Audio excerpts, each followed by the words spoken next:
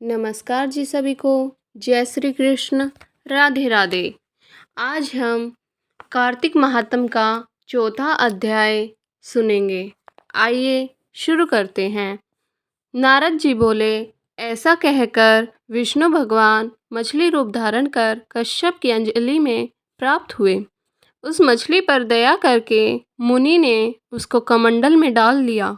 जब वह उसमें न समाई तब कुएं में डाला, कुएं से तालाब में, तालाब से समुंदर में डाली गई।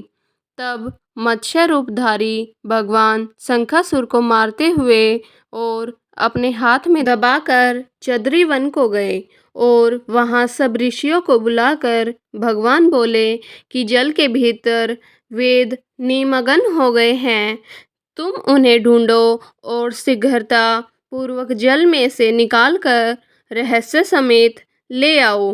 तब तक मैं सब देवताओं समेत प्रयाग में निवास करूंगा।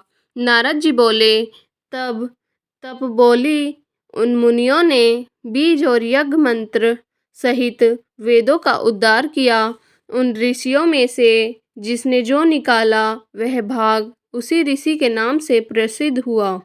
पीछे सब मुनि मिलकर प्रयागराज को गए और प्राप्त हुए वेद ब्रह्मा सहित विष्णु भगवान को अर्पण किए।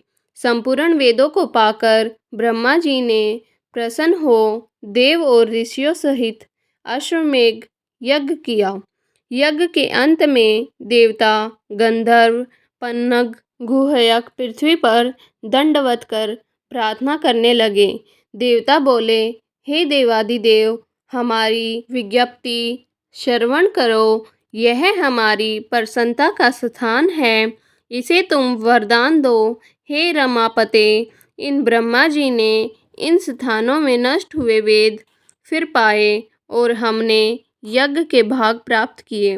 इसलिए आपके प्रसाद से यह स्थान पृथ्वी में अत्यंत श्रेष्ठ हो और पुण्य देने वाला हो।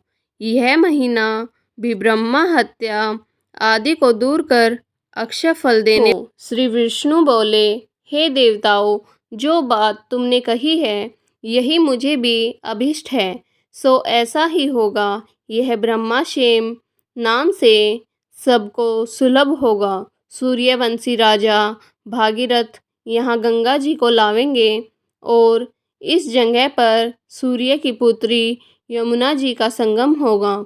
जो पुरुष अपने पितृसवरों को यहाँ श्राद्ध करेंगे, उनके पितृगण मेरे स्वरूप को धारण करेंगे।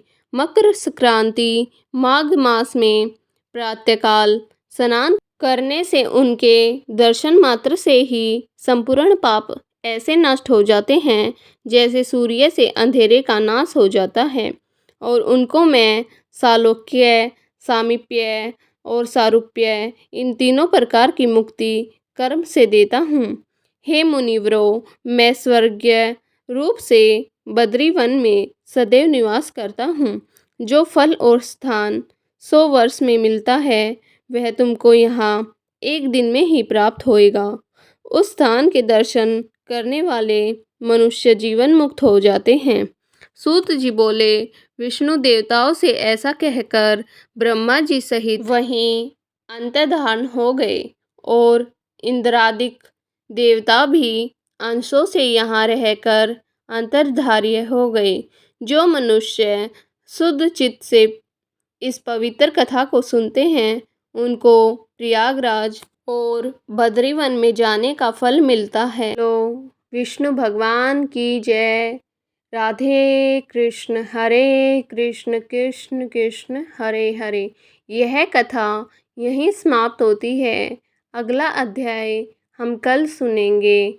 अगर कोई मेरे चैनल पर नया आया है तो कृपया करके मेरे चैनल को लाइक करें, सब्सक्राइब करें, शेयर करें, कमेंट करें। धन्यवाद।